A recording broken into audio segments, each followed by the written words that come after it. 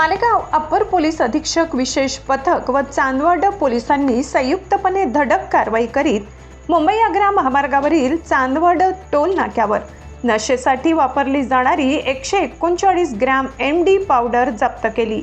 मुंबईच्या दिशेने कारमधून ही MD पावडर मालेगावात विक्रीसाठी आणली जात असल्याच्या माहितीच्या आधारे पोलिसांनी चांदवड नजीकच्या टोल नाक्यावर कार अडवून 139 ग्रॅम MD पावडरसह सुमारे 10,78,000 रुपयांचा मुद्देमाल जप्त केलाय।